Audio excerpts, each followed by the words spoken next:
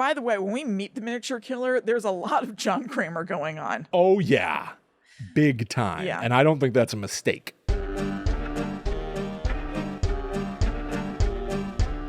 Hello, welcome to Guide to the Unknown. I'm Kristen. And I'm her little brother, William.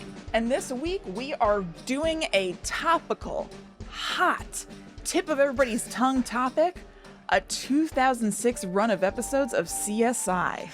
Listen. Hey. You can attempt to offset how weird it is that we're talking about a 20-year-old procedural crime show. Oh, look. Or you can lean in and talk about that this was awesome. Oh, I love it. Thank God. Are you kidding me? Thank I God. just think, William, All right.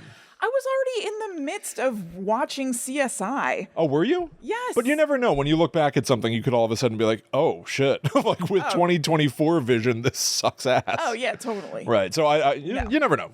You never know. So, yeah, we're talking about the miniature killer from CSI, who is one of the most notorious serial killers, one of, like, the big antagonists, I think, of that original series. We're not talking about the spin-offs. Maybe someday.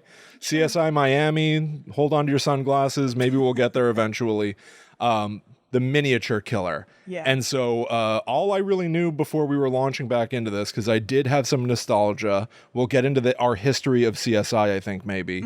But I just remembered the miniature killer as being a real pain in the sawdust. Yeah. And now I am refreshed on the case, and boy, is it so strange. Yes. True horror. Oh, yeah. Horror on primetime TV stuff. Now, great. So we have talked about covering serial killers that appeared on CSI for a while. It's just one of these things that's kind of been in the like future topics sort of document that we have for a while. This, the Liev Schreiber run of episodes, a few different things. Hell yeah. And you brought up us doing this not long after we saw Longlegs. And I was wondering, were you, so perhaps not, I was wondering if you were hankering for a bit of a more straightforward serial killer, because this is a spoiler for our Longlegs review that's on our Patreon. Yeah. I did not like Longlegs. Right. I was bitching about how not straightforward it was. No, I would not phrase it that way. I think you had perfectly adequate critiques. Yes, I do agree. I firmly agree with your perspective on it, even if I came down on the more favorable side. I don't think anybody has a wrong complaint about that movie. True. But yeah, I was kind of talking about how I really like, and I can like other things as well, but one of the things I was saying is I really like a straightforward serial killer. I like procedural stuff. Yeah. And so I was wondering if you thought of us doing this now somewhat in response to that. You know, unfortunately, we can only guess what I might have been thinking.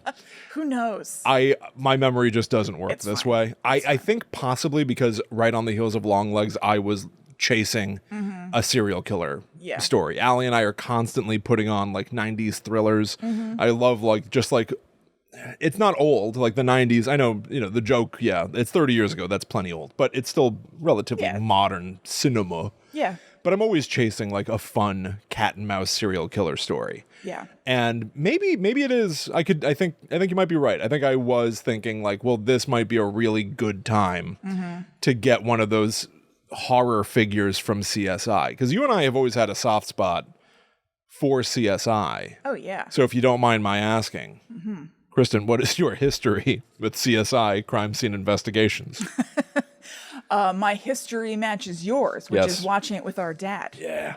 Yeah, kicked ass. These are like the good old days. Oh, yeah. One of the many kinds of good old days that we've got, I think. Down in the basement, our family home here in New Jersey, we'd have the DVD box set of the first like 10 seasons of CSI and watch them one after another, after another, after another, put in the next disc, put in the next disc.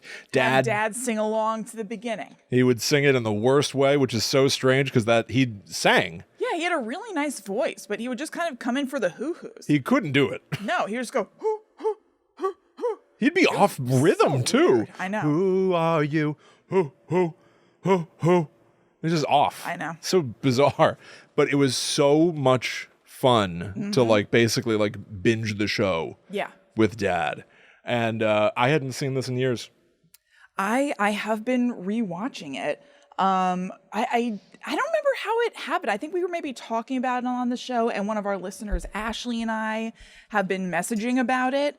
And I think I was kind of encouraged by our messaging to start rewatching it, and it's a delight. Gil Grissom has been back in my life. Good. I'm so happy for you. Yeah. Putting it on, and this isn't even, I know it's going to sound hyperbolic. I was like, oh my God. Obviously Gil Grissom, yes. But then I was like, that's Nick Stokes. Yeah. That's Warwick Brown. Yeah. That's Sarah Seidel. It was like seeing old friends. It was like that thing of like you open up some like old box of toys in the attic and you're like, oh my God, all my old friends are here. My choice. I was instantly like really, really into it. Yeah. I was thrilled to do this. And it kicks total ass. There were a lot of episodes. It turns out that the miniature killer story plays out over the course of 8 episodes of CSI. Yes, we are going to be spoiling it. If you need to go watch it before you hear us discuss it, the miniature killer story, the story sort of kicks off with the premiere of season 7 of CSI. And then it gets revisited periodically through the course of season 7. And then drips and drabs in later episodes. So we're talking about episodes. You can actually go to our social media. I posted a guide, so you can go check that out. That is true. Yeah. So there is a guide to the miniature killer on the Guide to the Unknown social media. So go check that out. But let's treat it like a movie. Do you recommend the miniature killer episodes? Hell yeah, I do. Yeah. Yeah. Yeah. It was great. For the purposes of this show, it required some liberal usage of fast forward. Yes. Because all I cared about was the miniature killer. But man, did I enjoy this. I enjoyed my time with CSI and with the miniature killer. Do you think you'll keep watching CSI? I hope that we will on this show, and that would certainly keep me doing it in my life. Yeah. I would like to, Yeah, I think so. Yeah, it's worth the watch. All right, everybody. We're going to start getting into it, start to explain to you who the miniature killer was, and how the CSIs went up against this murderer who would leave literal replica models of the crime scene at the crime scene. Yeah. It's like a larger-than-life, like Batman-style villain. Yeah, it's totally awesome. Oh, it's so This is the best kind of killer. I totally agree. A killer with on their own trip with their own weird MO that follows a really rigid set of rules, and it's up to the good guys to decode it all to ultimately catch them. I love Dynamite. Yeah. Dynamite. And we'll get into all of it after this commercial break.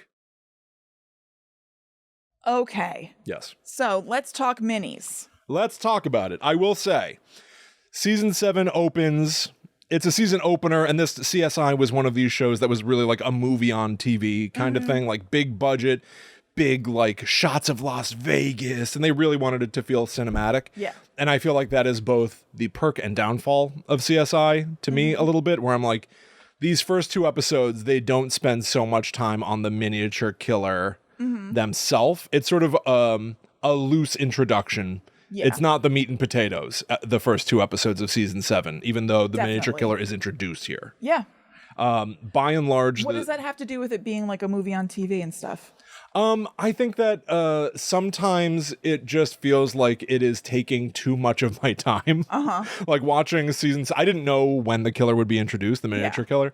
So I was watching this like intricate Cirque du Soleil performance, and it's like, it's very artful. Yeah. And then it's just like, well, it culminates with a Cirque du Soleil performer finding a dead body. Right. It's like, I know that's where it's going to go.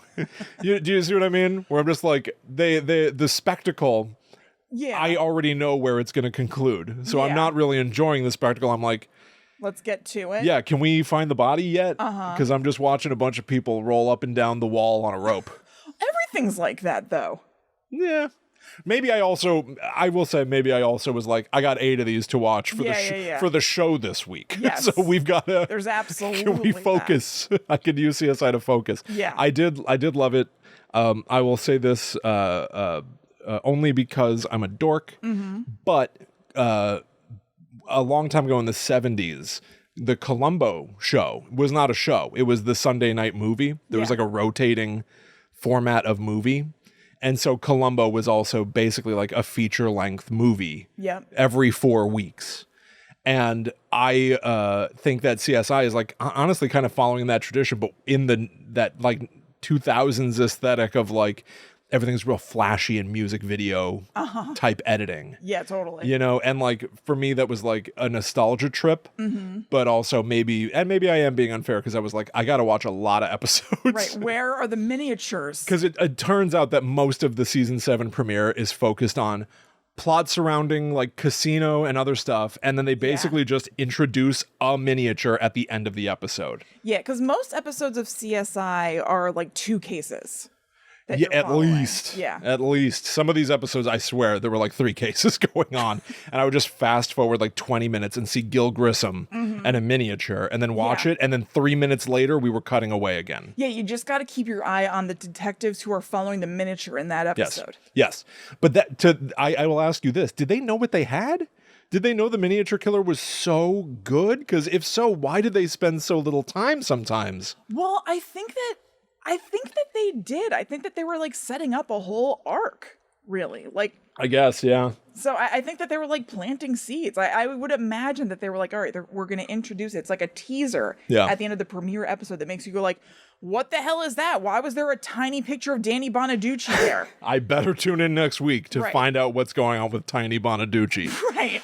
Like drips and drabs that keep you hooked. So I think they did know. I think that probably the fast forwarding to get to it makes it feel a little bit more like, where is it? Where's the miniature killer? I want more.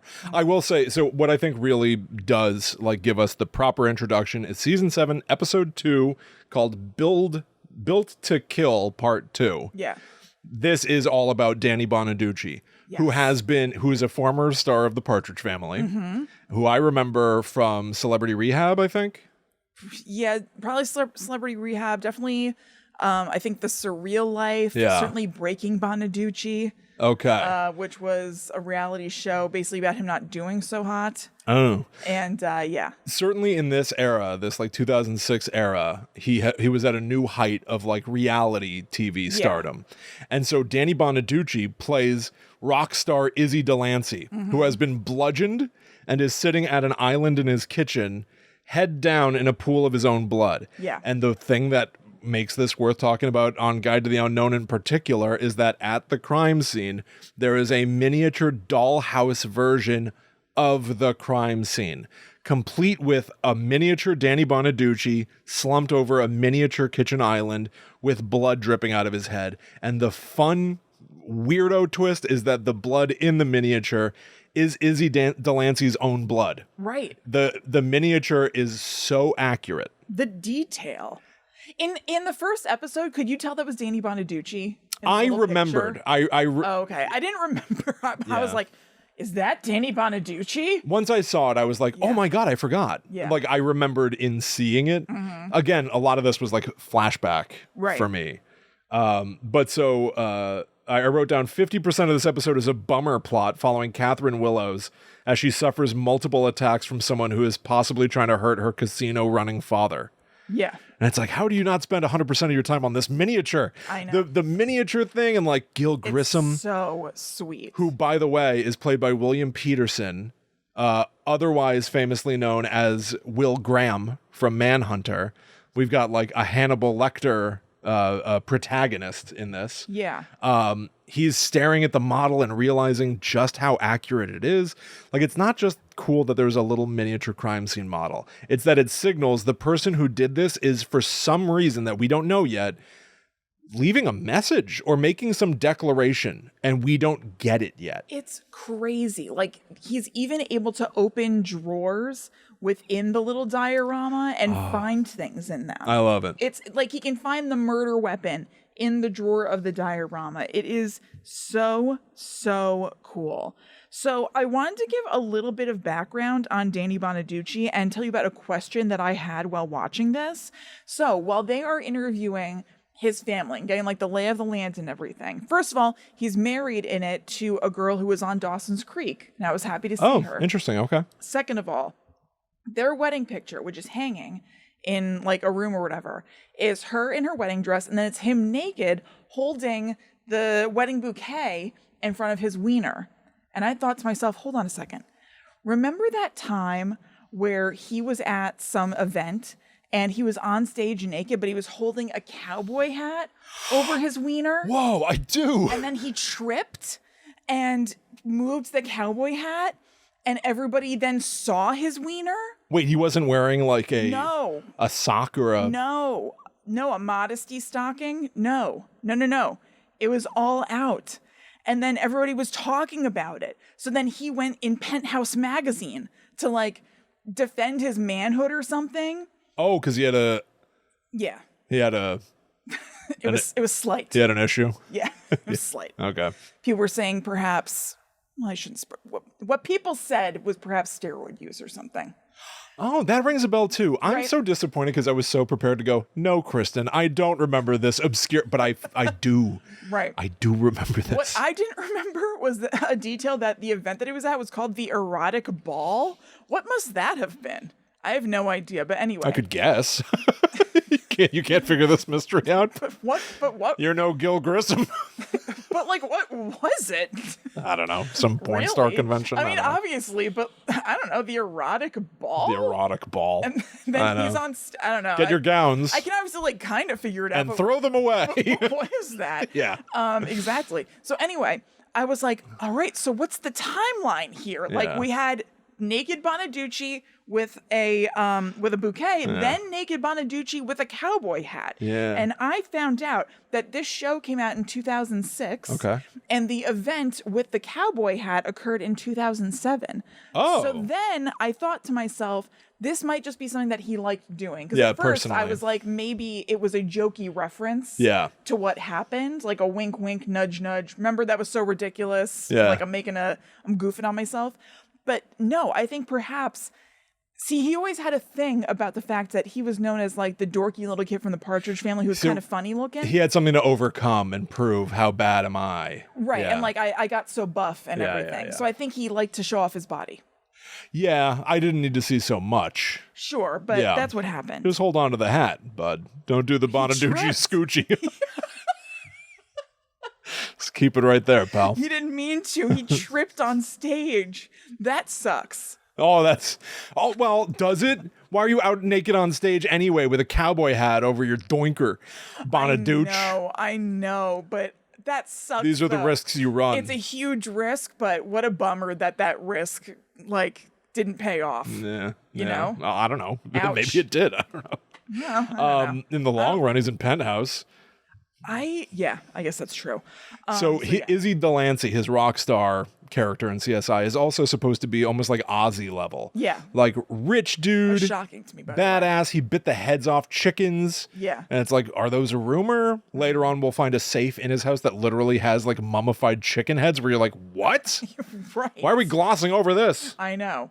But most of the episode, I would say, is spent not yet understanding the scope of the problem facing everybody, that the miniature killer is the start of a serial killer story. This could be some sort of a one-off declaration of I'm killing Izzy Delancey, A-list rock star, and leaving a miniature. Maybe that means something in a vacuum. They don't yet know that this is going to be a story that repeats, that there will be more crime scenes with more miniatures left at the scene, which is interesting. Right. And of particular note in this episode, unless you have anything else, is that on the miniature, there, like you mentioned, there are like little itsy bitsy photographs of Bonaduce. Yeah. On the back of one of the frames is a very zoomed in, cropped in photo of what appears to be a doll with a blood splatter on its forehead. Yeah. And we have no idea what to make of this, but that appears to be, that's the only thing in the miniature that was added by the killer. Right. It does not mirror real life. The killer intentionally, and for what reason,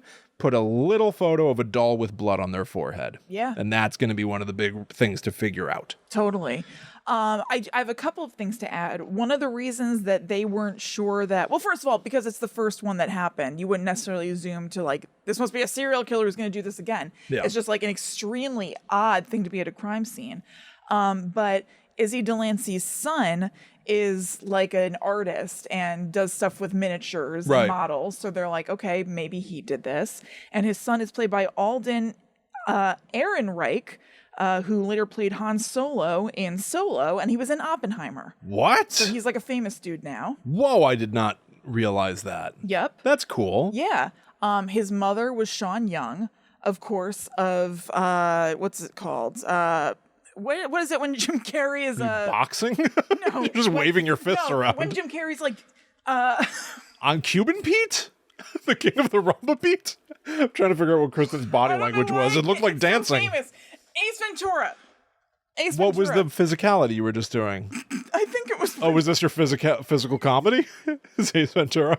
That you were doing We're Two Wild and Crazy Guys. Everything Kristen was doing was wrong. You're right, it was. I think I was thinking of when he's wearing the tutu and he's outside. He's kind of like. Yeah, he's playing football. Yeah, you're right. That. You are right. He does like a touchdown dance, and he does kind of dance like Martin Short for a minute. Right. You're right. But yeah, Sean Young is in that, and she also. Famously wanted to be Catwoman and did all that weird stuff to try to get Catwoman. Was it her that crawled into Tim Burton's lap and acted like a kitty cat? Yes. Ooh, that stings. I know. To do that, not get the part, but that story to get out? I know. That's gotta sting. That's terrible. I acted like a little kitty. And it didn't work. And now everyone knows. Yeah, so she and Bonaduce are two people who have known pain. Yes. At different times. They have demons. Still. Yeah. So yeah, those are two famous people who were in it. And then I also wanted to say that bathroom they had, that was some bathroom where they found the safe. Oh, yeah. The safe that had the chicken heads and everything was in the bathroom. It was like below your feet when you'd be sitting on the toilet. And Izzy swallowed the key to that safe. And it seemed to me that that's it was forethought. Because he would swallow the key, that key comes out in the bathroom, and then you can open the safe right there. You're exactly there. Kristen, I think you discovered an unnoticed detail. Right? So everybody's joking about Izzy Delancey, but smart man. The key would end up in the bathroom. Yeah. Wow. Kristen. I know. Well done. Thank you very much. That's dynamite. See? I am a CSI. You really are. So we leap ahead in the season. We go to episode 7 of season 7 titled Post Mortem. DJ Qualls alert. DJ Qualls are in the house. We got a new guy on our hands. It's DJ Qualls. DJ Qualls. This is where I like the Izzy Delancey thing. I love just seeing them stare at the model and understand it. Yeah. This is where it kicks the miniature killer already into legendary status in my head. Yeah, totally. An old lady named Penny Garden dies alone in her atrium. There's a room in her house that's surrounded by glass windows. She stands, appears to be struggling. We only see this in silhouette through the glass, and she ends up partially crashing through one of the front windows, getting impaled in the neck with some of those shards of glass. No miniature. Right. Very important. No miniature found at the scene of the crime. So they do go investigating like, well, who are the people that knew her? And DJ Qualls was living with her and he was her nephew. And was he selling drugs? And That's all a red herring. Because a miniature later shows up. A miniature later arrives of the crime scene. Yup. Why is the miniature late, Kristen? Because the miniature killer had to correct the miniature because the murder didn't go the way they planned it. And they need the miniature to be absolutely accurate, unlike that sentence that I said. They discover that there is glue residue on the back of the miniature model of Penny Garden. And yes, now the miniature is impaled through the neck in the miniature, but there's glue on her back and glue on the front of her easy chair. Yeah. And so they realize she might have been intended to stay in that chair. Why is she not in the chair? And they discover that she had been poisoned with liquid nicotine. Yeah. But the killer didn't anticipate she wouldn't just slump over dead in the chair. Instead, she got up, struggled, and in a panic stagger, fell through the window. And the killer, and the important thing it tells us about the killer, is that the killer is so detail-oriented that the death not matching the miniature made them go, shit. I can't just leave this here. It's not right. So they took the miniature with them to fix it so that it looks exactly like the crime scene. Yep. And it is totally sweet. That kind of like attention to detail and a wrinkle on the MO that like for me is everything. Totally. And also I thought it was really cool that the miniature itself gave Gil Grissom a clue as to like what to do and what to test to figure out what the mode of murder was. They're trying to figure this all out. They're not really getting it yet. She has all of these medications, but they're not finding a toxic level of them in her system. DJ Qualls is her nephew who's living with her, and they're asking him all these questions. Just like nothing is adding up. And so like Grissom is like poking around in the miniature, and he realizes that this liqueur bottle that she has is tipped over in the miniature, and that's glued down. That's not moved or anything. There's no problem with that. And like, why is that tipped over on the floor? That seems important. Yeah. So then they test the liqueur, and there are toxic levels of nicotine, liquid nicotine in the liqueur. So good. I know. And Delightful. an additional wrinkle from the miniature model is that it rattles. Oh, yeah. So That's right. he does an X-ray right. of the model and sees that there's some mass of something under the garden. And he's able to lift one of the little rocks out of the little garden, and he finds a little baggie. Cut to Sarah Seidel in real life at the crime scene. She lifts that same rock, and there is a baggie there. It's Yep. the drugs. And it's like, It's so cool. so And by the way, these miniatures are like so miniature. Yeah. They are teeny weeny. Like in the first, like the example I think that shows best how tiny they are is that in the very first house, the Bonaducci picture we keep talking about, they pick that up with tweezers. Yeah. And the picture is like, it's supposed to be like a framed photo on a table. It is like the size of a quarter of a postage stamp. yes. That is very small. I love it. I've always Yeah. had a soft spot, and I don't think there are many things like this, but I've always loved it in movies or shows where there is a house, and inside that house, a miniature of that house. Yeah. To me, that screams like the height of like mystery or playfulness, or I think maybe there's one in Knives Out, but they don't dwell on it. Yeah, I don't remember. There's that episode of Are You Afraid of the Dark where that Is there girl. one of the Royal Tenenbaums? Oh, good question. Yeah. I don't know. But yeah, there is something. I think there is something that screams like hoity-toity high class. But I really like that. I've always wanted to have a miniature of this house for that reason. Yeah. Just like I love the idea of a miniature of a real life thing, and it's so detailed that it's like 1-to-1. Yeah. And I love that about the miniature killer. But the other thing that I love about it, particularly starting with this episode where it's like, well, no miniature at the crime scene, it shows up later. Why? Right. Is starting here, you start to realize that every single miniature killer model has a unique hook to it. Yeah. Last time, it was pure. Found at the crime scene, one weird detail that we don't understand yet of the photo of the doll. This time, not found at the crime scene, but why? Oh my God, we can learn something new because it showed up late. And not only that, this time we're getting another picture of that doll with blood on her head, but it's taken from a little further back. We're getting more of that picture. Right. And like, then we're going to, unless you have anything else you want to specifically say about this one, we get another variation in the next episode, which is season 7, episode 10, Locomotives, Kristen. So this is the one where really we start to get into the idea of who this could be and Yes. stuff. That's why we were talking about how the first two are, cool. They talk about the miniatures and everything, but this is getting into the meat and potatoes of like the plot. Who's of doing this? The miniature killer. Yes. Miniature killer. Yeah. So in this one, where the miniature killer comes in, a man named Raimundo Suarez is found dead, lying face down in what's sort of an electric shock bath at a chicken slaughterhouse for a food company, Manly Chickens. He was, then they get into like, well, who could have done, before they know that there's a miniature, it's like, well, he was sleeping with the owner's wife, Bubbles. Yeah. Which is like the most, that's like a noir thing. I know. Been sleeping with my wife, Bubbles. Yeah, all of a sudden it's like an old detective story. You're married to Bubbles? Yeah. But that's just according to fellow worker at the mill, Ernie Dell, Kristen. But where they get into the miniature, the miniature is found on the crime scene again this time, so no need to fix it up in post. Right. And there's another bloody doll image, but this time even further zoomed out. And we start to realize that there's a connection between some of the victims. Yes. Izzy Delancey, who had been biting the heads off chickens, eventually had a complete turnaround in his opinion of biting the heads off chickens and started doing PSAs against Manly Chickens because of animal abuse. Yeah. He was like, listen. He was against animal cruelty. I've made some mistakes, but this is animal. They have footage of the workers at Manly Chickens like abusing the animals. Right. And Izzy Delancey stood up against that. Enter Will Rogers' origin story. Okay. I'm going to tell you something. And I don't think it was this. Bit the head off a chicken. No, not Really yet. At least not yet. Yeah. Fingers crossed.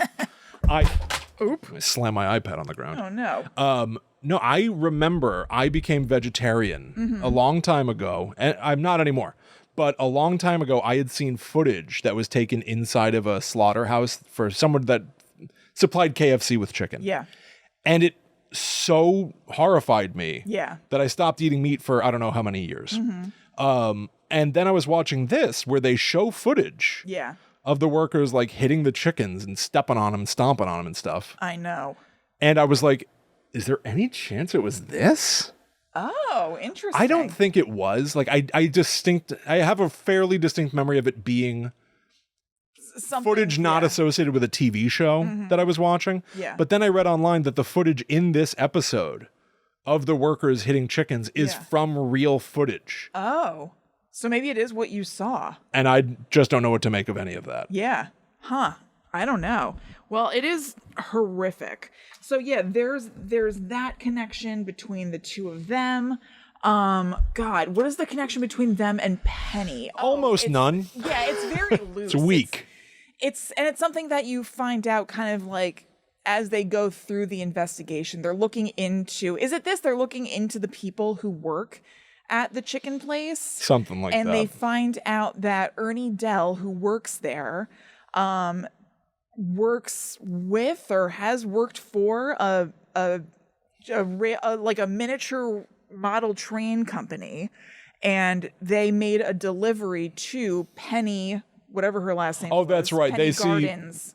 They see a photo of somebody because the miniature was delivered late.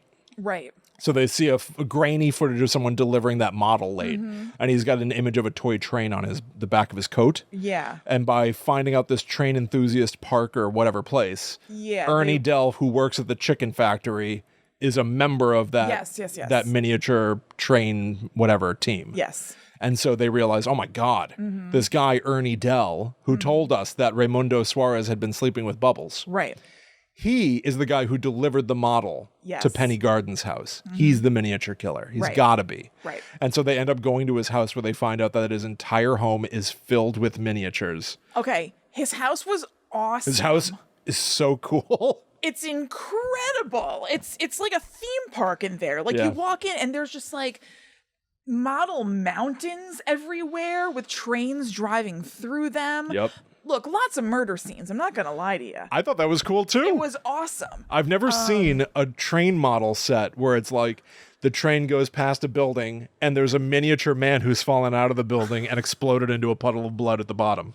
It was incredible. And that's just this guy's like whole house. It's not like a scene in a lot of murder things where it's like, oh, this person's house is normal. And you go to the basement. It's like, oh, it's a house of horrors. Yeah. This dude's house, when you walk in the front door, the hallway is like that. Scary. Yeah. From the get-go. Super scary and completely awesome. So they see all that and we're like, okay, we need to take this Ernie in for questioning. Yeah. So they bring him in. They talk to him.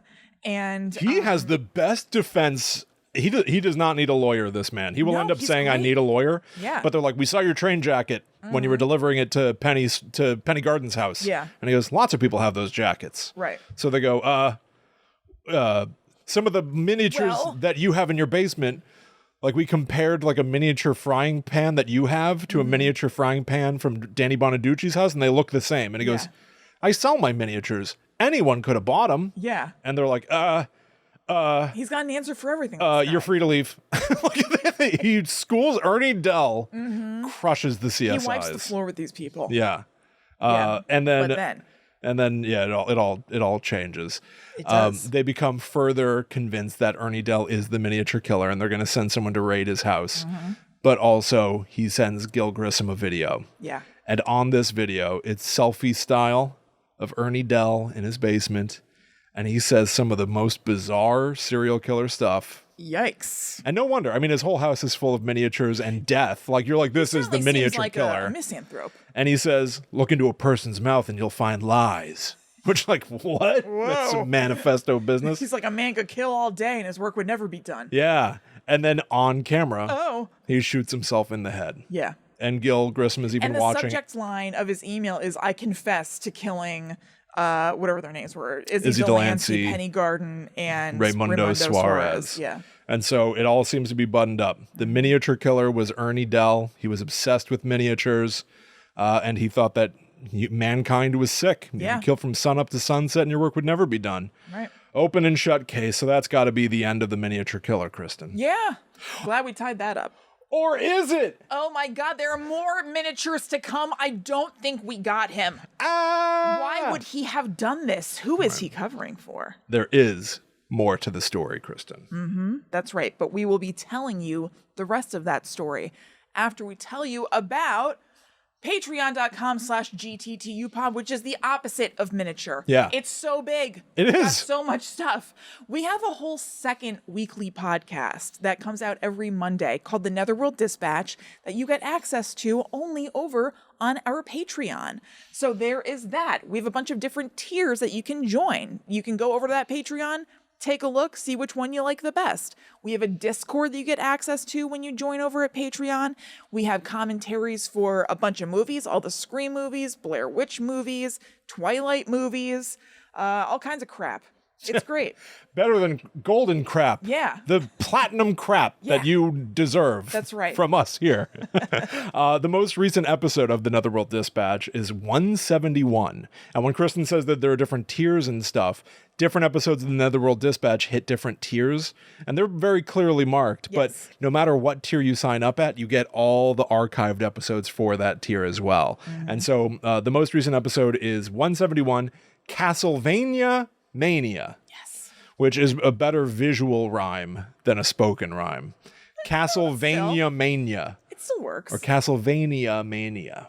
I think it's good either way. We played the Castlevania video games. Yeah. We played a couple of beloved ones, and then we got into the most recent, which are the most cinematic, and therefore the most kind of clueless and baffling entries in the franchise. Will plays them through, but we describe everything. So if you're not watching, it's no problem. We'll tell you everything. Most people actually don't watch the video, so it's not a problem. Yeah.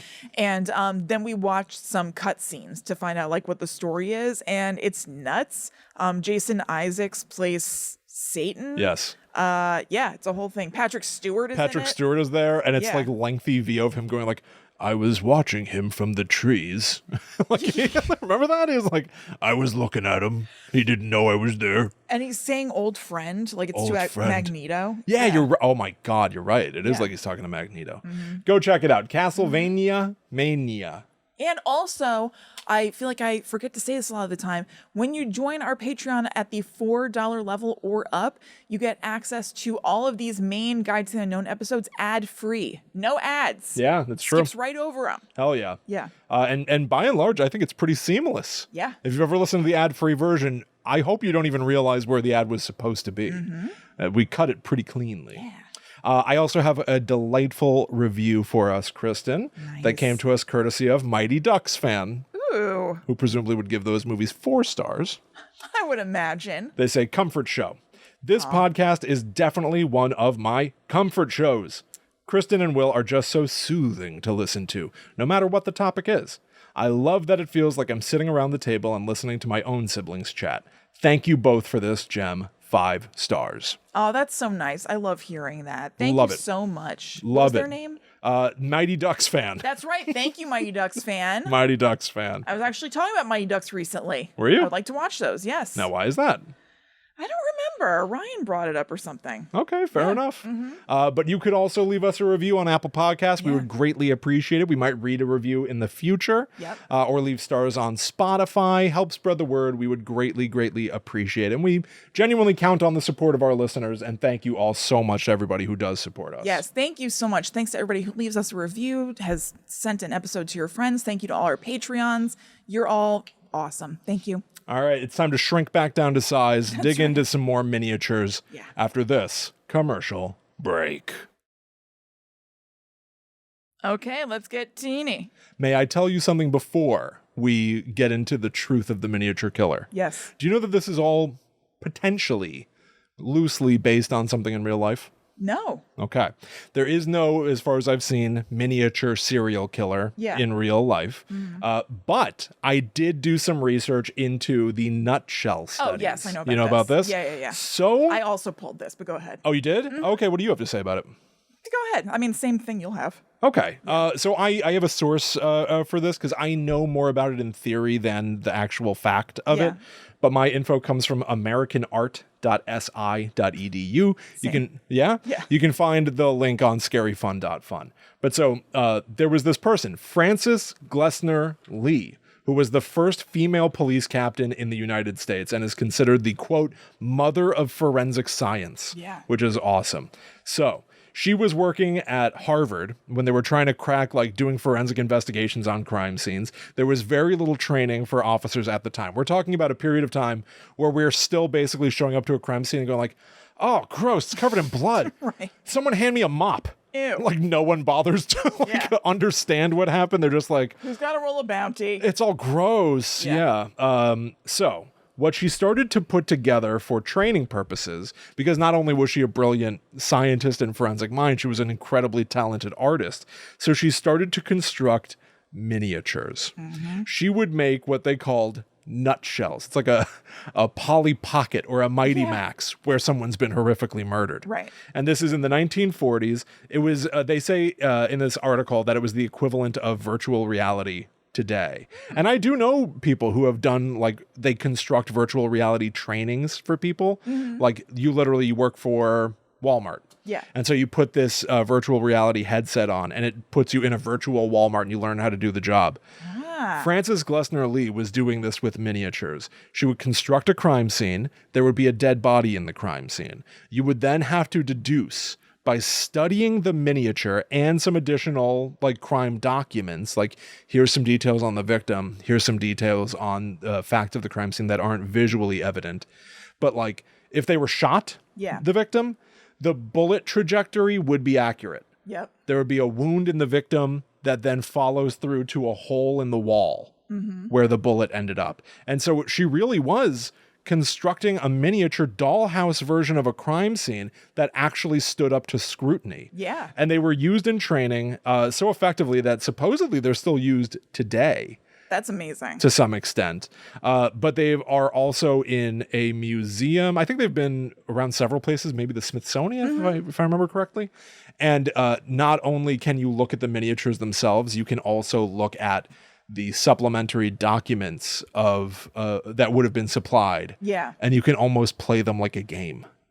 So you can try to solve the nutshell murder. It's amazing. They're so cool looking. I love it so much. It's so cool. And especially after, I know it's dopey to say that the miniature killer of CSI made me more interested in this, like, real life, seemingly, like, very important leap in our ability to figure out a crime scene and solve murders. But it does make me interested. It did send me down a rabbit hole where I really think I'd like to see these. And I'd like to, like, read the documents and see if I have any ability to, like, figure this out. And I don't imagine that I would, but just, like, I'm not surprised, though. I mean, it's kind cool. of like games that we have played. It's kind of like Hunt a Killer. It is. It is no wonder that this is a popular, like, game genre. It's like a miniature escape room. Totally. But also worth pointing out is that there was a subversive quality to Frances Glessner Lee's work. The article says, her dioramas challenge the association of femininity with domestic bliss and upend the expected uses for miniature making, sewing, and other crafts, which are supposed to be quote-unquote women's work. She was using them to solve murders. Also evident is her purposeful focus on society's invisible victims, whose cases she championed. Lee was devoted to the search for truth and justice for everyone, and she often featured victims such as women, the poor, and people living on the fringes of society whose cases might be overlooked or tainted with prejudice on the part of the investigator. That I know. The 1940s? Yes. That's amazing. Yeah, that's not the easiest time to be doing things like that. Absolutely not. So cool. So look up the nutshell studies for yourself. Look at photos. I highly recommend looking into them. I want to know more myself. I'm not going to pretend that I do know much more than this one article that I read. Had you encountered this before or knew of it? Yes. So fascinating. Yeah. No, it's amazing. All right, but we can talk about the reason for the season. the miniature killer again. Totally. All right. So in episode 16, things have evolved a little bit. Yeah. Griss, our friend, Gil Grissom, seems to be back from some sort of vacation or something. He took a sabbatical. Yeah. And now he's got a beard. Yes, he does. Yep. He grew a little sabbatical beard. And he comes back to find a miniature in his office. And now the killer has a freaky little camera so they can peep on him. Oh, is that what's going on? Yeah. Oh, I guess you're right. I think so. Unless it was just the camera for CSI doing that. What do you... Nothing really does come of it. So maybe it is just like a Oh, because they have like trick. the camera set on the box looking up at him as he walks through. Yeah. I took it just as a fun way to shoot the scene. Maybe it is just that. Honestly, I wrote that as my note and I never followed up on it, so I'm just reading it now. Because it does make it look like the miniature is watching Grissom. Yeah. It does look like that. It probably is just that they decided to shoot the scene that way. Yeah. And I never erased that. But what's cool about this, and again, I love the idea that the miniatures are often, there's like a specific new hook to the way the miniature is used. Yeah. This one, since he's been on sabbatical, has been sitting on his desk for a month. Yeah. Without them even finding it. Right. So this murder could have already been committed, and this would have been a tremendous dereliction of duty, in my opinion. Absolutely. Open your mail. Totally. I feel like, I don't know. Open the mail. Shouldn't somebody be checking his correspondence like a little bit? If his correspondence sometimes involves ongoing cases, yeah. Right? Yeah. I know. I mean, it's a huge box. Maybe they thought that he ordered like an Xbox. He does always order weird things, though. You know what I mean? Like, he's into a bunch of weird stuff, so it could be just like dried bugs. Yeah, it could just be a bunch of dusty old dried bugs. So I could see them being it's probably just like disgusting stuff that Grissom ordered. You're right. But I don't know. You're right. Still, it seems like if he's off for a month, it's worth a quick look. Take a glance. Yeah. But also, hey, what good luck that he's opened it now. Yes. Because even though it's been sitting on his desk for 4 weeks, in the miniature, there's a newspaper with tomorrow's date. And it's our mom's birthday. I know, I like We have to warn her. Mom, run! She's in danger. But I love that they're like, we've got 24 hours to solve a murder that hasn't happened yet. Yeah. So now the miniature is not of a crime that's been committed. It's of a crime the killer's going to commit. They're pointing to the stadium saying, I'm going to hit a home run. I know. I love that.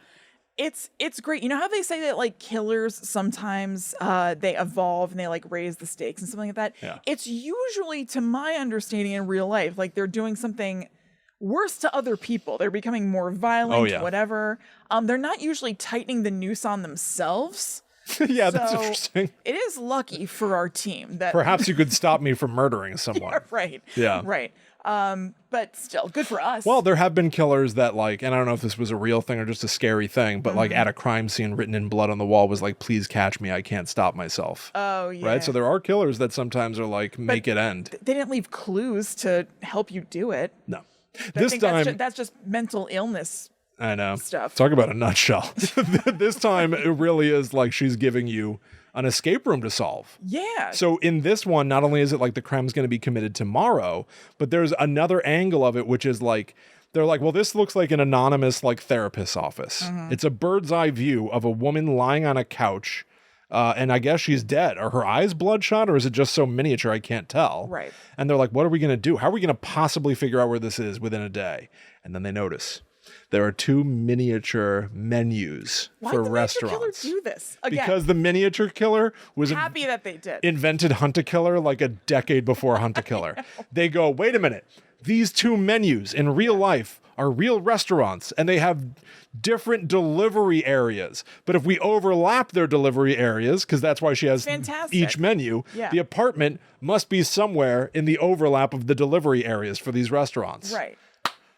That's cool. It's completely cool. And then that's also, fun. That's a game. They know what the outside of the apartment building looks like, so they just go to that area in real life, and they're matching the outside of it to what the outside of these apartment buildings looks like. They're like, that's the one. That's it. And then they go into the building, they talk to the doorman, and they're like, what apartment looks like this? And he's like, it's Mrs. Tillman. Yeah. So they run upstairs, and Mrs. Tillman's like, what are you doing in my house? Yeah. And I'm like, oh, she's been poisoned. Totally.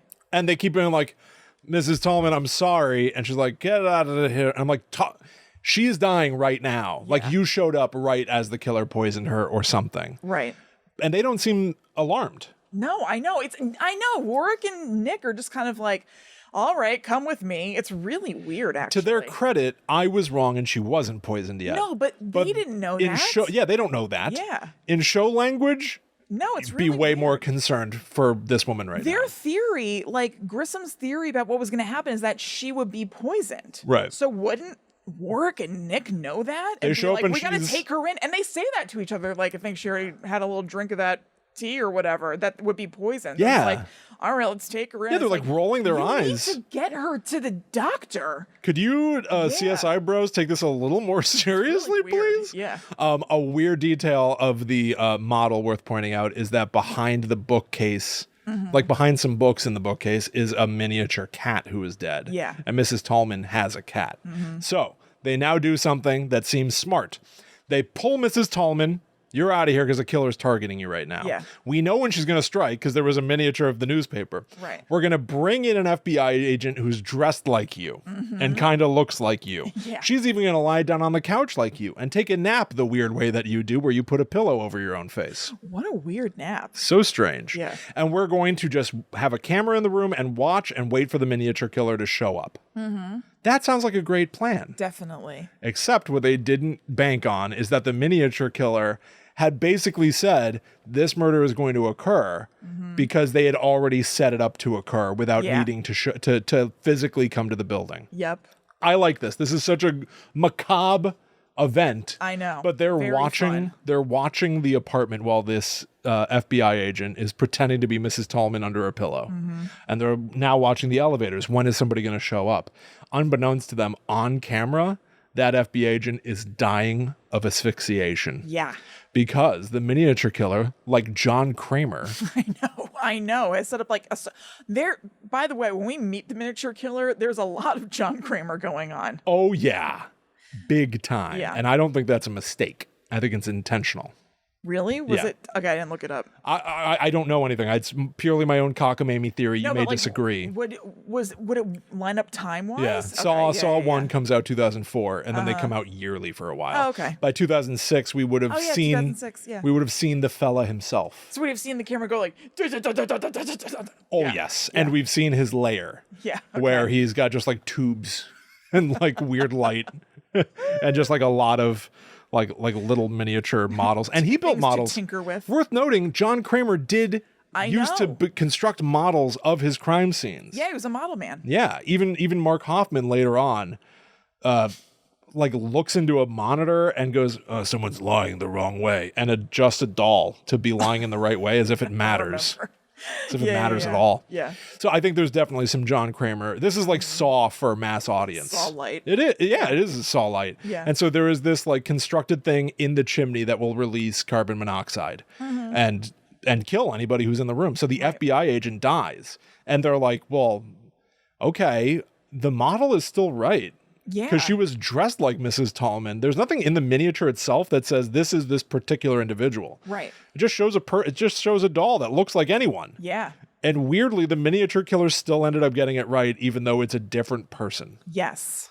And I like that. I know. I like it too. I like it too. Another sickie. Also, I was happy to see that the fake dead cat looked really fake. I didn't really totally know what I was looking at first when they like looked behind the bookcase and they're like, oh, they did get the cat. I was like, what the hell is that? It looked totally like a hand puppet or something. It totally looked bizarre. Yeah, it looked like they could have like knocked it against the chimney and it would have made like a thunk sound. Yeah, like it just yeah. looked like wood. Yeah. Happy about that. Worth pointing out, this is why, again, they're like, well, Ernie Dell, this has been sitting on my desk for 4 weeks. Was it Ernie Dell or is there a new person? Now they're pretty confirmed. Ernie Dell was either an accomplice, or there are two of them, or this is the real one. Right, and they were like, if Ernie Dell was covering for somebody, it had to be somebody who he loved. And so they start to theorize that Ernie Dell had kids, and he had a he had a biological son, right, who had a grudge against all the other kids. Yeah, all these foster kids who he had. Ernie Dell ran a foster home, so he had adopted like dozens of kids over the years. So is the miniature killer one of those kids? Yes, they have to look through like tons and tons of kids, and it's taking a lot of time. Yes. So now we go to the season finale of episode 7. And this is almost basically the end. Yeah, totally. Pretty much the end. After this, it's like... This spills over into the season 8 premiere. There's like a cliffhanger. This is all one piece to me. Yeah. But this is really the end of the What happens miniature in the killer, season 8 in premiere my opinion. Completely. The season 8 premiere is a waste of my time. Absolutely. Although I do have some things to say. Okay, fair enough. Just to complain about, honestly. Well, let's start with the season 7 finale, episode 24, Living Doll. Yep. It opens with a fun refresher of all the previous murders. Yeah. Here's Izzy Delancey, bludgeoned in his blood. He bit the heads off of chickens. Here's Raimundo Suarez in the pool. Yeah. Here's Penny Garden.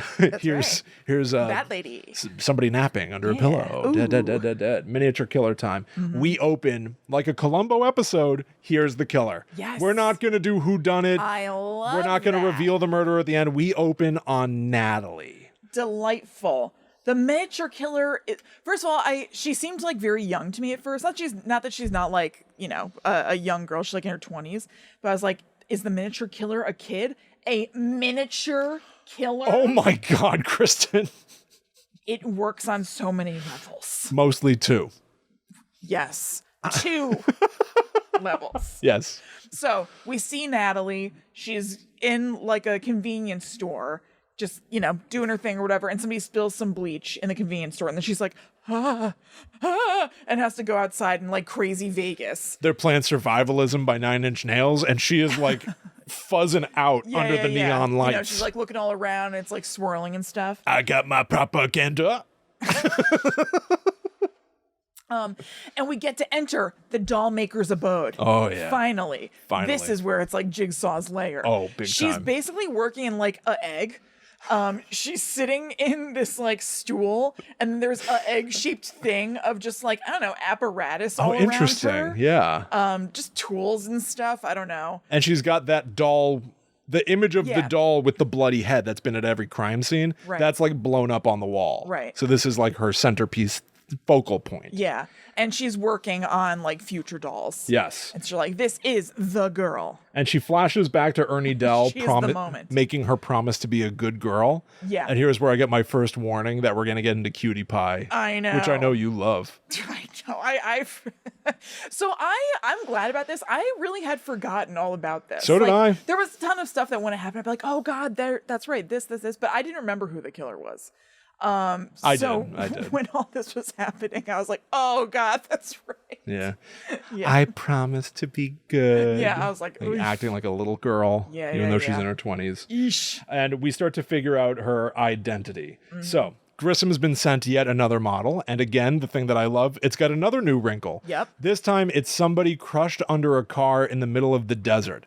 Rather than the therapist's office where you could figure out where it was, this is nondescript by design. It's a patch of desert. Yeah. This could literally be anywhere. You can't know. And there's just a hand sticking out from under the car. Yeah. But it's grasping. It's a wiggling puppet hand. Awesome. Because she bought a little motor to make the hand sort of contract and stuff. It's a moving model. Yeah. But then the other fun thing that Grissom realizes is that it's not just scary that there is now seemingly, she's not saying I'm going to murder. Right. She's saying I'm going to hurt someone. They will still be alive under a crushed car. Yep. But Grissom realizes something and he pours water onto the model, and the water pools in such a way that indicates this location plus rain will drown this person. Yeah. And that is fun to me, that it's like the killer has now sent Grissom an incomplete model. Yep. He has to do something to it to understand more of what's at stake. And then we'll learn further what's at stake is that Natalie has specifically targeted Grissom and his lover, surprise. That's right. Sarah Seidel. Nobody knew that up to this point. It was a secret. It was a secret until Grissom goes... That's delish and divine. I don't remember what I thought about that at the time. Yeah. Like, I don't remember being like, I just don't remember. But, ooh, Chihuahua, that must have been so fun. And Grissom reveals it to the team. He's like, I know what's happening. Yeah. It's all about, just as I feared, it's all about me. Yeah. And they're like, what? And he goes, she blames me for taking away someone she loved, Ernie Dell. Yeah. So she's going to take away someone I love, Sarah Seidel. And everyone's like, what? Our coworker, what? It's slightly more dramatic than that. It's like the only person she ever loved, Ernie Dell. So she's going to take away the only person I've ever loved, Sarah Seidel. And they're like, oh, excuse It's me. so middle school. I know. And so I love seeing a middle-aged man go, wait a minute. It's all about me. I love that. I love it I love it. I love It's exactly as I feared. Yes. This all is about me. I Little old me. it. Gil Grissom. Oh, I loved it. I love this show. Delicious. See, this is what I want. This is what I Sumptuous. crave, and this is what I need. Yeah, how come Longlegs couldn't be some like PG-13 TV procedural drama? This is where I thrive. This is the sweet spot. Yes. So they track down Natalie bit by bit by bit. They find out that she had been in a couple of foster homes. Yeah. And they find out essentially her origin story, as it would seem. Yeah. She had a sister. She had a sister, I believe, named Chloe. Yes. And one day they were playing in a treehouse. Yeah. Treehouse, which is a miniature house. Yes. And she pushed Chloe out of the treehouse. Chloe landed on the ground, hit her head, bled out on the spot. And Kristen, when they even realized this, he's like, imagine how it would have looked from her perspective. She's looking down on all these little people running like around this kid. diorama. And it was like, this is all coming together in such an interesting way for me. Yeah, totally. It is like this miniature killer story is like reading a fun, not perfect, not golden, but a fun, soft cover crime novel. Yes. Imagine how it would have looked to her. It would have looked like a miniature. Oh my God, she's the miniature killer. She's obsessed with miniatures. Yeah. That set off everything. That's the shit. This connects to that, connects to that, connects to that in a internal logical way. Right. Fun aside, her father is a ventriloquist. He used bleach to clean up the blood. And that, for some reason, gave her now, she's got this thing every time she smells bleach, she has to kill. None of this... Or it just like flips her out. I don't something. know. None of this lines up to the previous murders, in my opinion. They say that she cleaned Izzy Delancey's house, bleach. No one knows how she connects to Penny Garden. Even on the internet, people are like, I don't know, something Penny Garden. I don't know. I don't know either. She cleaned the chicken factory, Raimundo Suarez. Right. Presumably the therapist was her therapist. But why bleach? Well, That doesn't all add up. I don't know. I didn't read the bleach thing the same way as like bleach makes her kill. I was thinking that bleach just makes her like it's a trigger to be upset and have like a moment or That's whatever. interesting. Yeah. Because when Ernie, so they end up having, little I guess it is a flashback for her. We end up seeing her foster father Ernie Dell talking to her and being like, they're after me, asking me about all these people and these miniatures left at the scene. I know that you do this or whatever. Like, did you kill these people? Did they do something to you? Like, you worked at Izzy's house. I don't know what it was about Penny, but he's like, did Izzy do XYZ to you? Like, maybe was he a creep to you? I don't remember about Penny. He's like, did Raimundo Suarez touch you? Whatever. So there was a reason for each of the people. I don't think it was just that bleach set her off. There was some weird thing about it. I don't know. But can we talk about her dad now? Her biological father. Yes. So, yes, he works in Vegas as a performer, a ventriloquist, and he works with his ventriloquist dummy, Chloe, who's named after his dead daughter. Oof. And no one enjoys his performances. They go to see him, and like the crowd is like not into it. And he sings the song, I've got a pain in my sawdust. Something is wrong with my little insides. I'm just as sick as can be. So this is a real song. This is a real song. Yeah. Yeah. I've got a pain in my sawdust. Something's the matter with me. This is effed up. It's a song by Tiny Tim. Oh, I didn't know who that it was. little fellow with the little little fellow with the little guitar. Yeah. Him. Which adds up. Yeah. In my opinion. That checks out. So they talk to the ventriloquist dummy and they're like, what happened to your daughter Chloe that day? And he goes, I can't bear to say it. And then Chloe, the ventriloquist dummy, is like, I'll do it. I'll say it. She's also really weird looking. Yeah. I don't know how to describe her, but I don't know. Very strange. I wrote down what the doll says. Okay, great. It was a sunny day in June, and my sister, who couldn't hold a tune, was playing with me in a house in the tree. I fell to the ground with an awful sound. A puddle of blood as big as the sea was all that was left of dear old me. Yeah, he's like fading as he's saying it. Oh my God. And they're like, oh. Okay, thank you very much. Gotta go, sir. Yeah. Oh my. They just never talked to him again. Yeah. So anyway, it turns out, yes, Sarah Seidel was targeted. Natalie got a job cleaning the CSI facility, which seems like a major oversight. Now I have something to say about this. She gets this job because she goes to this agency called Platinum Maids, and she interviews with this lady who has an array of koosh balls on her desk. Did you notice that? Yes, I did.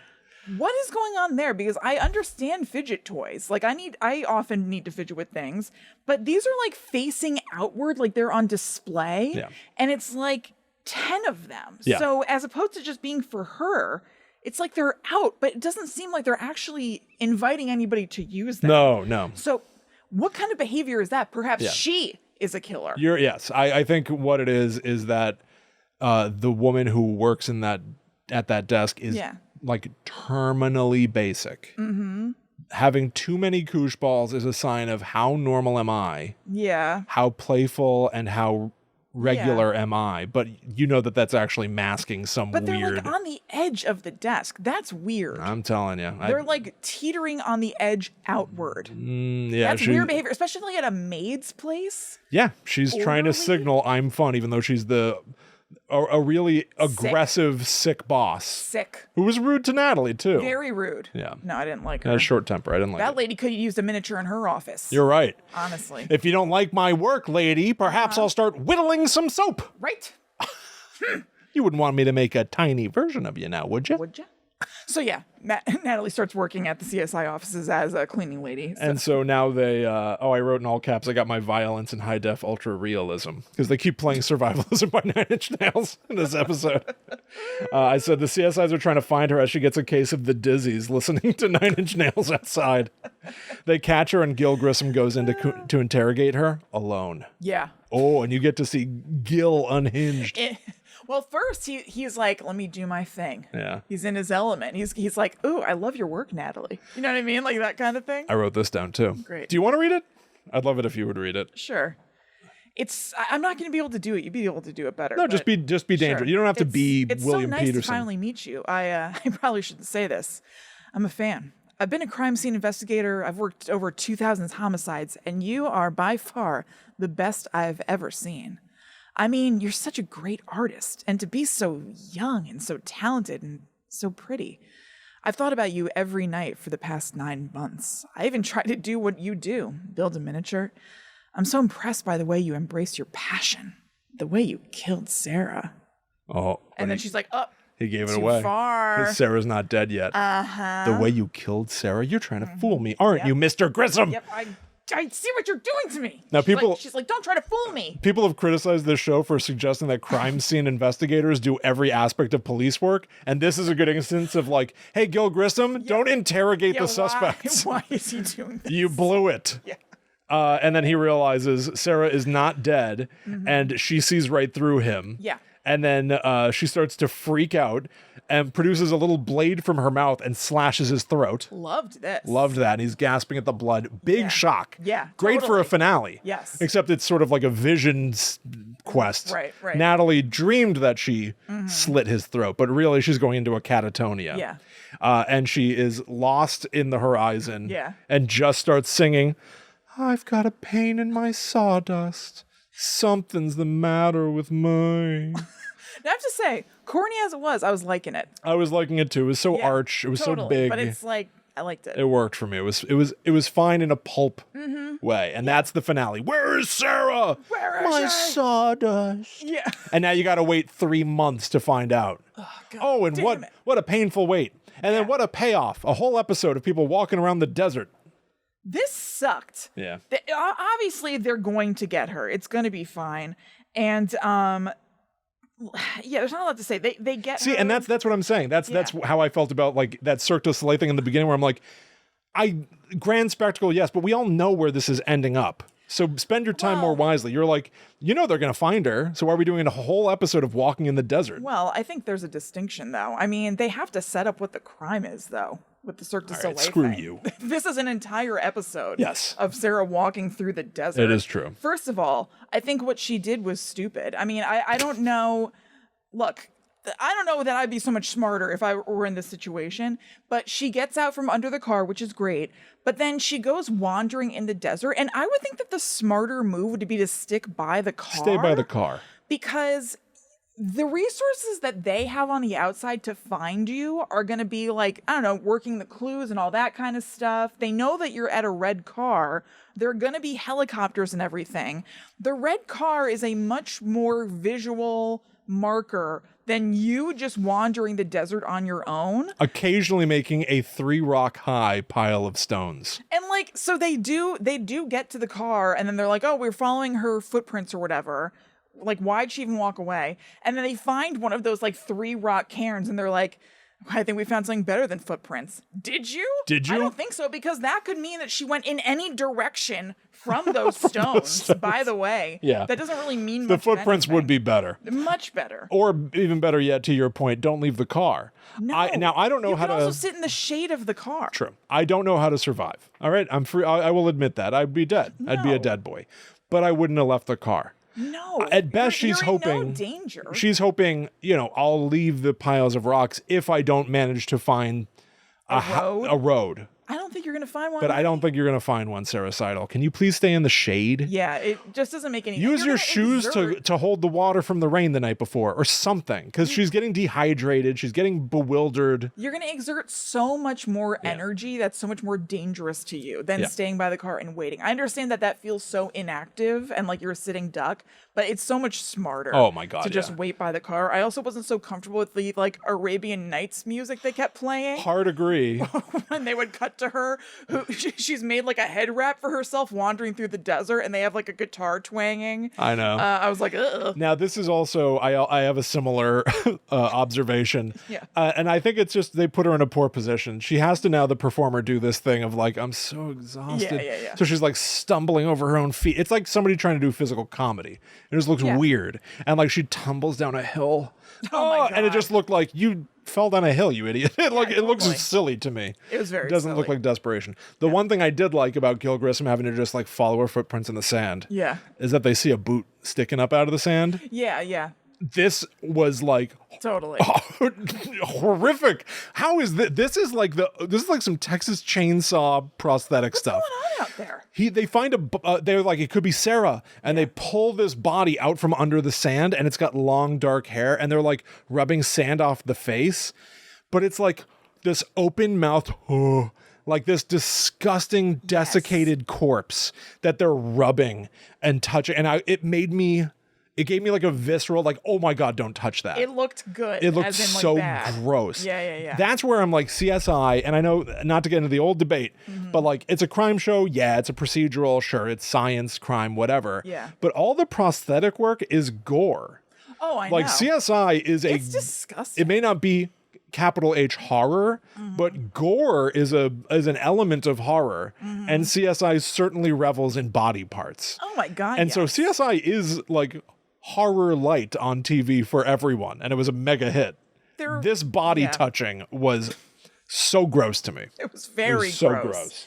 I know, it was disgusting. So anyway, Sarah's safe. Yeah, they find her. They never even go back to the miniature killer. She only shows up in flashbacks. No, that's it. They don't even like reference like they just have it on you to assume they've got her so she's in jail. Yeah. Which is really weird. I would make a meal out of this. What are the court proceedings like? What That is was shocking the to me. public's opinion of the miniature killer? I make more of a meal out of it, because the next time we see the miniature killer is the last time, and it's a season later. I know. We leap from the season 8 premiere to season 9, episode 7 with Woulda, Coulda, Shoulda, and she's in this thing for like 10 minutes tops. Right. It's impactful, I will say, but it is the Glad to see finale, her. and also concludes on a somewhat ambiguous note.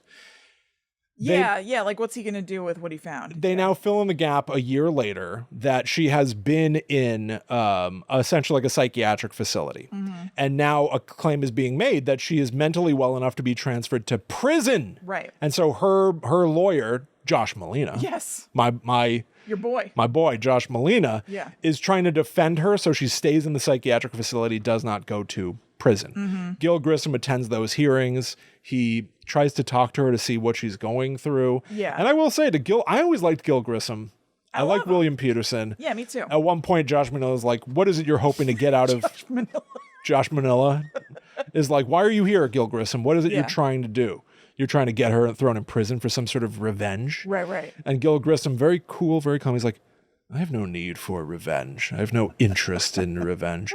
I have an interest in people. Right. And I've been pondering lately whether or not people can change. Mm-hmm. And through talking to Natalie, I'm not sure.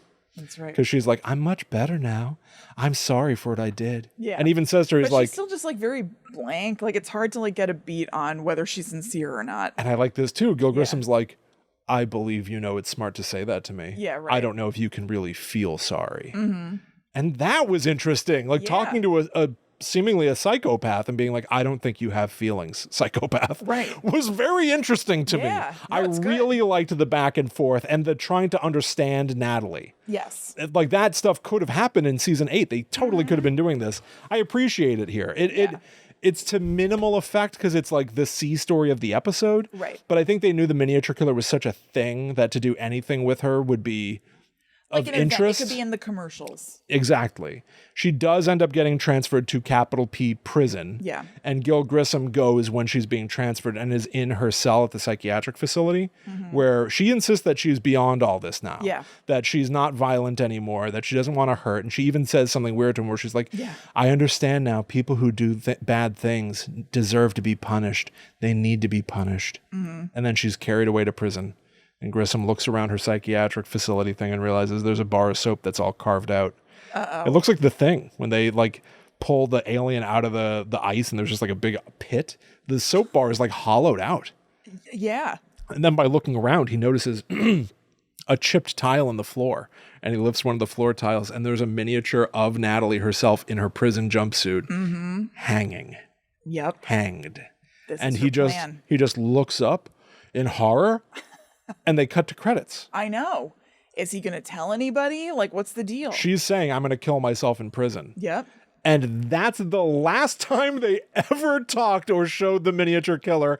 Ever. I know. Ever. So no one knows for sure if, presumably he would have warned somebody. She's saying she's going to kill herself. Right. But knowing Natalie's thing of like the miniature has to be law. It has to be right. It needs to be accurate. Will she ever stop trying to make that miniature accurate? I know. But it's left fairly open-ended. I know.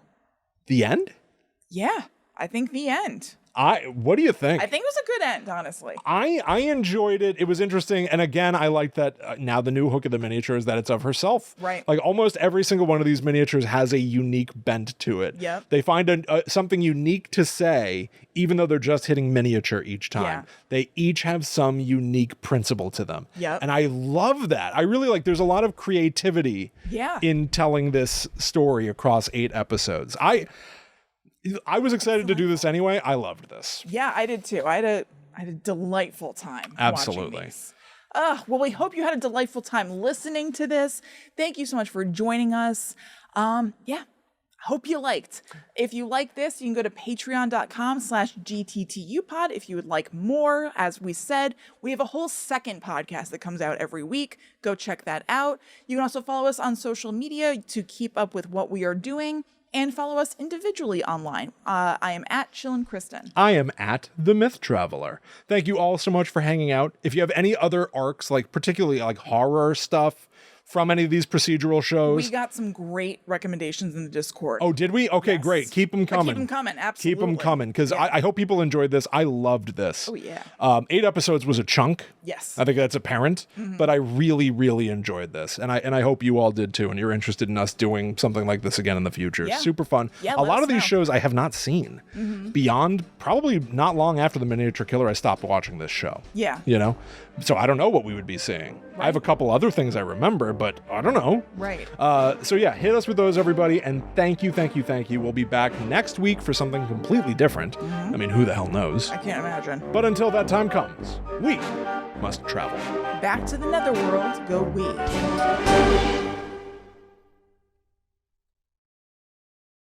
Back into our little box. I've got a pain in my sawdust. Yeah, I've got a pain in my sawdust.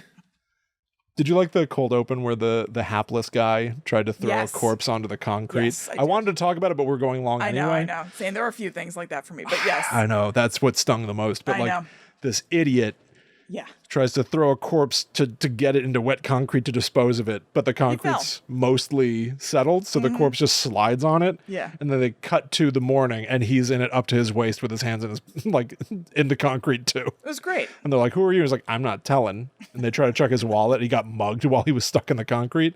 That was great. I know. That was great. I CSI has some good macabre weird stuff. Oh yeah. And some bad CGI. Yeah. Oh yeah. Oh yeah.